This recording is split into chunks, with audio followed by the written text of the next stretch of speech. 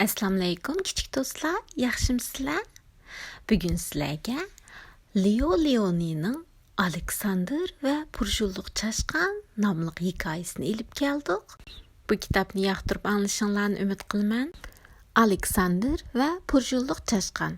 Avtori Leo Leoni. Qutqizinglar, tez qutqizinglar, chashqan bor ekan degan qo'rqib chirqirgan ovoz anlanibdi. Keynidilla jaranglagan ovozlar kepti. Stakan, taxsa, chumushlar havoda ushqili turibdi. Aleksandr faqat ozg'ini bo'lk parchasiga muhtoj ekan. Biroq har qitim ular uni ko'rgan vaqtda hammasi chirqirishib, "Qutqizinglar!" deb to'lishib, supurgilar bilan surto'qay qavitdi ekan. Bir kuni uyda hech kim qolmagan bir vaqtda Aleksandr Annining hujrasidan chiqayotgan chirildigan ovozni anglab qopdi. U g'ippi berib o'g'irliqcha qarab yiqibdi. "Voy, u nimani ko'rdingmi sizlar?" Boshqa bir chashqanni ko'ribdi. Lekin u odatdagi uningga o'xshaydigan chashqan emas ekan. Putining o'rnida ikki tal kichik choqi bor ekan. Yana dumbisda bir burmuliq oshqush bor ekan. "Sen kim?" deb so'rabdi Aleksandr. "Men burmuliq chashqan Villi. Annining eng amroq o'yinchisi bo'laman. Ular menga bir purjuna o'nitib, bu orqali meni chuglatadi. Meni quchoqlaydi. Oqshimi men yumshoq oq rangli yostiqning ustida yotaman. Yenimda yana qo'nchoq va tadiyiq chaqma yotadi. Hammasi meni intayin yaxshi ko'rdi." "Meni hech kim yaxshi ko'rmaydi", debdi Aleksandr azoblangan holda. Ammo u yana bir do'st deb bag'aliq uchun avvalgidek xushhalkan. "Kela, biz oshxonaga kelib, bo'lk parchasi topaylikchi", debdi u. "Oo, men unda qilolmayman", debdi Villi.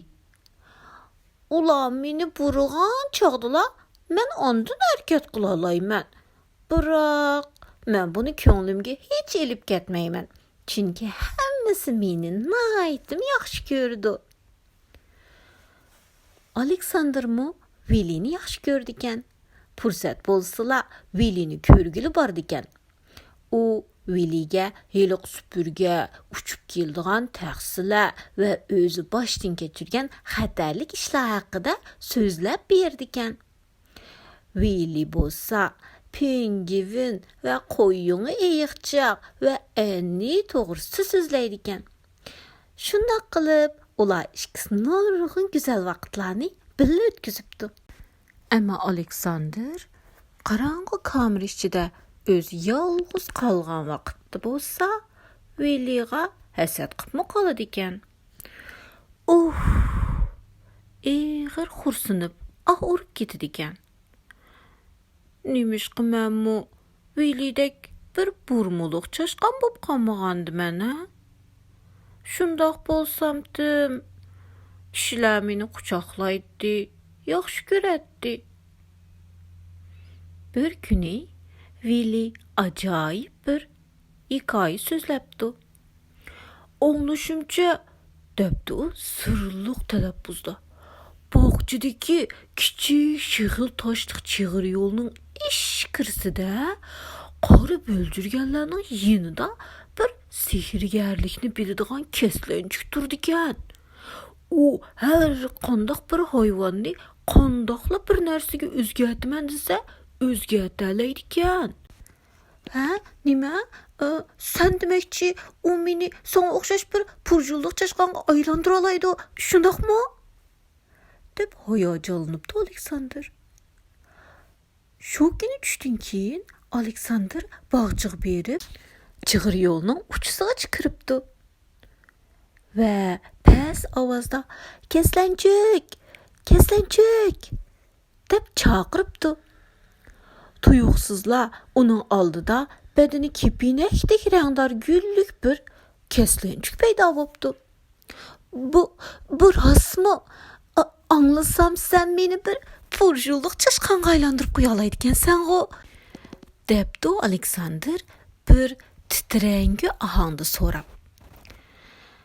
Sen faqat ay to'lgan vaqtda manga bir so'sin ranglik shexiltash akab basaqli bo'ldi, depdi keslençük. Aleksander her günü bağçıda so'sin ranglik shexiltash izlabdi. Biroq quruq avara bo'pti. U siyriq ranglik, ko'k ranglik va yeshil ranglik toshlarni tepibdi. Ammo faqat osh so'sin ranglik kichik shexil toshni topolmabdi. Keyin u ham horg'an, ham qo'rsiq ochgan holda kameraga qaytibdi. U yemaklik saqlash uyining bo'lig'ida bir ko'ni küte oyuncuqlarını saldıgan sanduqni ko'rib qapti. O yerdik oyuncuqlarının arasida g'aldak, qo'nchoq va Willy mi bar ekan? Voy, nim bo'ldi? deb so'rabdi Aleksander hayron qolgan holda Willy'din. Willy uningga qayg'uliq hikoyasini so'zlab beribdi. Annening tug'ilgan kuni bo'lganda nurg'un kishilar Annega soğatlarını ilip gelip hediye qıptı. Willy uxsungan halda, "Etsi, başka nurg'un konu oyuncuqlar muş sanduq taşlandı.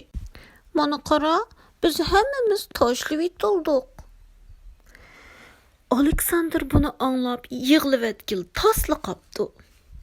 "Bichora Willy", debdi u ko'nglida.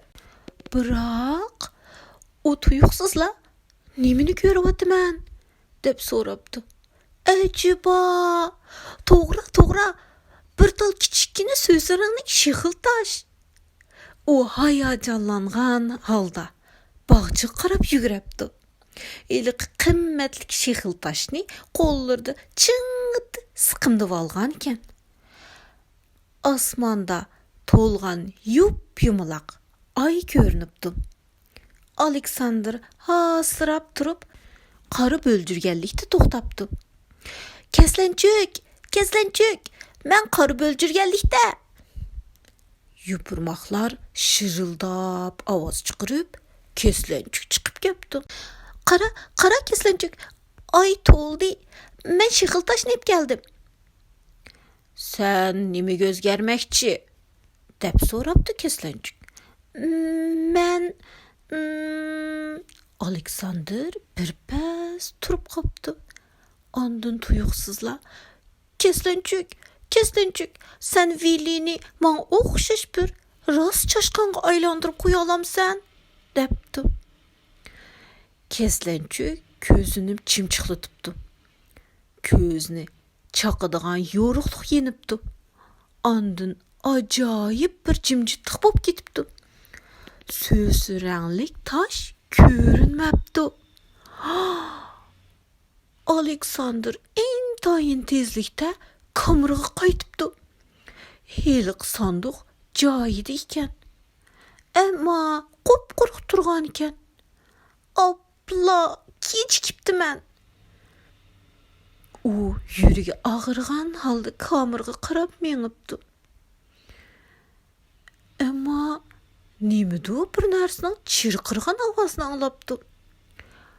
Aleksander ehtiyot bilan tom yoqlab kamerning og'ziga kepdi. Kamerning ichida bir choshqon turgan ekan. "Sen kim?"